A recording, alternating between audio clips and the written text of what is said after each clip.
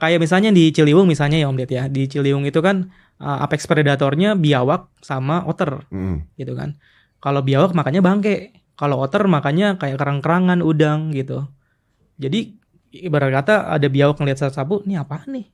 Kok hitam begini keras, agak saya makan itu. Tapi biawak makan ikan nggak?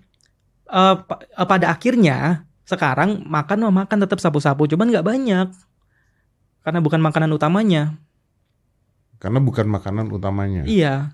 Ikan nggak makan dia?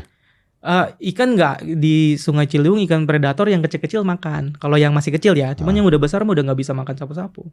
Yang udah besar maksudnya? Yang kayak misalnya seukuran gini nih. Udah nggak bisa dimakan maksudnya. Udah nggak bisa. Itu armornya sudah tajam-tajam. Itu keras ya? Keras Om. Mau lihat gak? Mau lihat tuh gimana? Maksudnya lihat, saya angkat lagi boleh gak? Oh boleh. Jadi gini. Setiap kali ngangkat, tuh kena apa ya? Pertanyaan gua.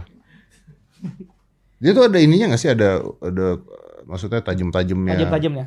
Jadi bisa dilihat di sini ya, teman-teman semua Om Ded. Ini kalau kita pegang ke sini Om Ded, aman. Tapi kalau kita ngelusnya ke sini, ini kayak parutan kelapa dia. Ada duri-duri tajam di sini. Bukannya sisik ikan emang gitu? Tidak, tapi dia kayak ada duri-durinya tuh, duri-duri. Kalau misalnya dilihat. Oh iya.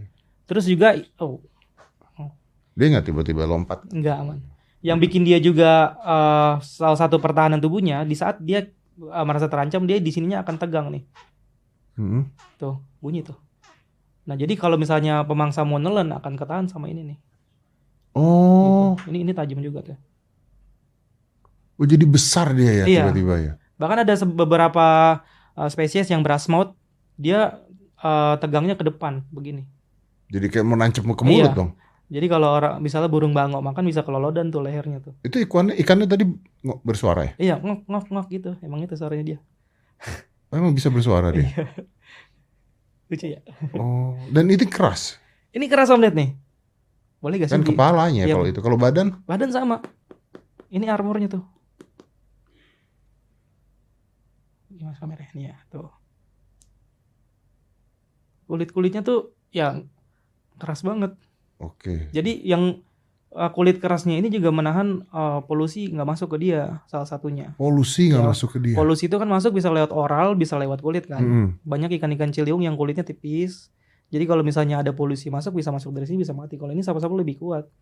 Ya walaupun kalau polusinya sangat besar ya. Tapi artinya dia secara pertahanan hidup dia paling kuat di Ciliwung itu dong? Untuk saat ini ya betul sekali. Gitu. Nomor 1 lah dia. Nomor 1. Jadi kalau kita bicaranya gitu, dia akan berkembang biak lebih bebas dibandingkan ikan-ikan lain. Betul. Dan akhirnya mengganggu ekosistem. Konteksnya itu ya? Konteksnya itu. Betul sekali Om Ded.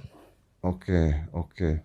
Nah, lalu kenapa dari SMA terus tiba-tiba sekarang gitu? Maksudnya ini meresahkan. Tiba-tiba banget lu kan tiba-tiba keluarnya sekarang. Iya. Sorry. Ya keresahan pribadi itu sebenarnya kan itu awalnya keresahan doang gitu. Saya mulai main sosmed itu di 2019 Om Ded, tentang Ciliwung juga gitu.